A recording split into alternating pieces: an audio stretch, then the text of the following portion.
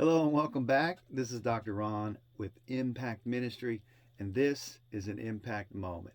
Thank you for meeting with me today. Take a moment and subscribe to my YouTube channel. Links for my podcast, books, and official website are found in the description of this video. If you're viewing this video on Facebook, all media links are provided on our official website, impactonthekingdom.blogspot.com. Now, I want to jump back into the book of Matthew.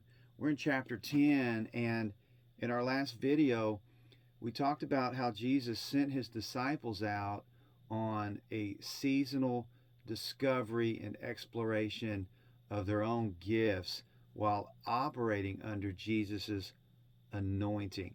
Now, he sends them out two by two, and he sends them only to the lost sheep of the house of Israel. This was to be a seasonal assignment. And he shared many warnings with them during this chapter that are often taken out of context. Some of what he said can be applied to future events, some of the different persecutions that they would suffer at the hands of Rome. But much of this, he was telling them about the things they would experience during this seasonal assignment. He says things like this: God will give you the right words at the right time. He says, I tell you the truth, the Son of Man will return before you have reached all the towns of Israel.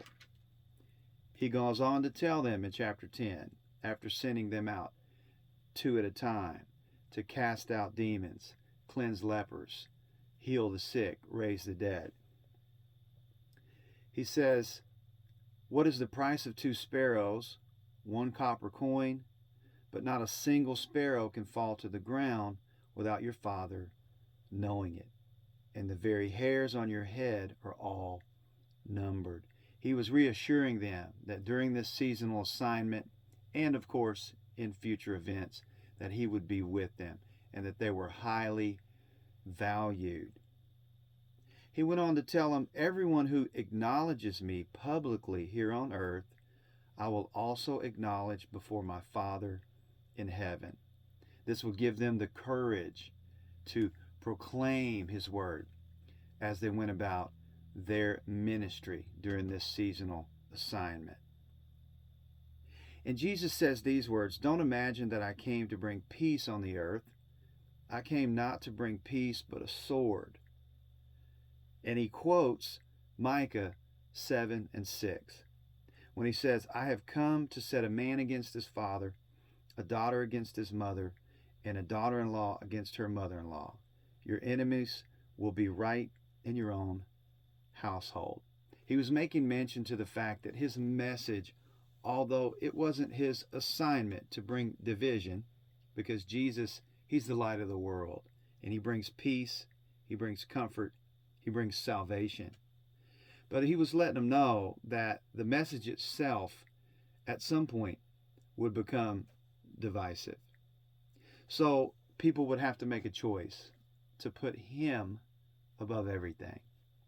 He says these words, if you love your father or mother more than you love me, you're not worthy of being mine. Or if you love your son or daughter more than me, you're not worthy of being mine. If you refuse to take up your cross and follow me, you're not worthy of being mine. If you cling to your life, you will lose it. And if you give up your life for me, you will find it. What was he teaching?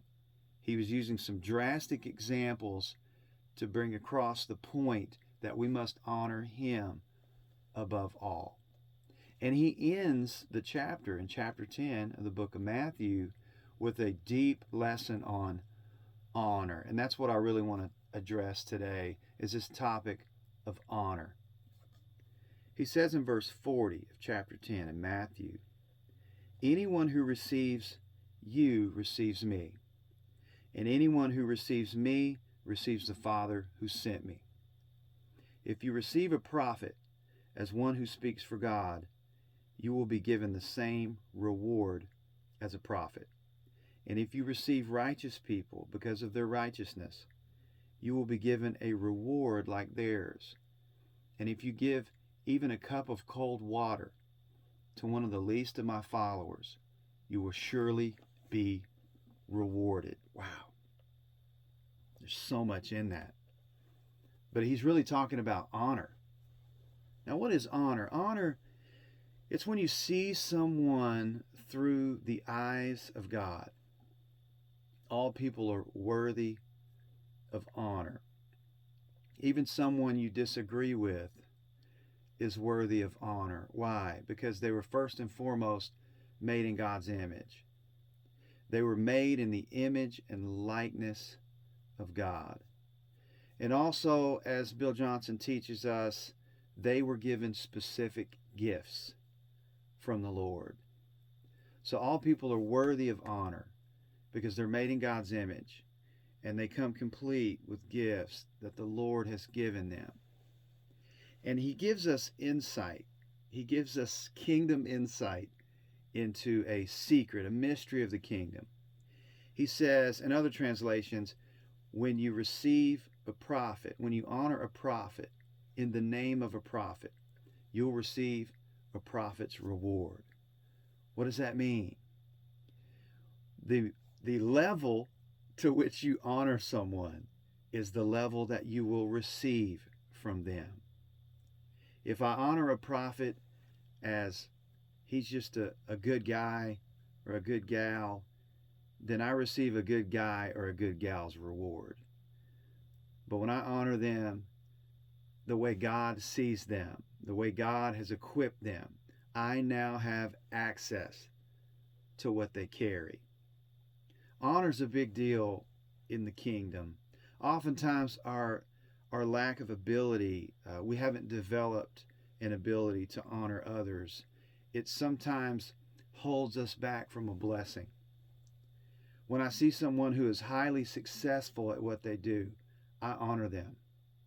When I see someone who knows more than I know, I honor them. Because I've honored them, I now have access to what they carry. In the kingdom, there's no money necessarily in the kingdom. There's no money in heaven. It's an exchange economy. So what we receive in exchange for honor, Jesus tells us we get the same reward they get. We get the same reward that they're offered. So I encourage you today, honor people. Honor people for what they carry. Honor people for their gifts.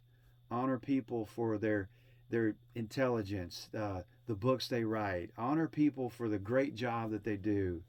Whether they're a believer or not a believer, they're worthy of honor. When we honor others, we can actually honor people into the kingdom. Jesus oftentimes, in his dealings with people in the Gospels, he won them to the kingdom through honor.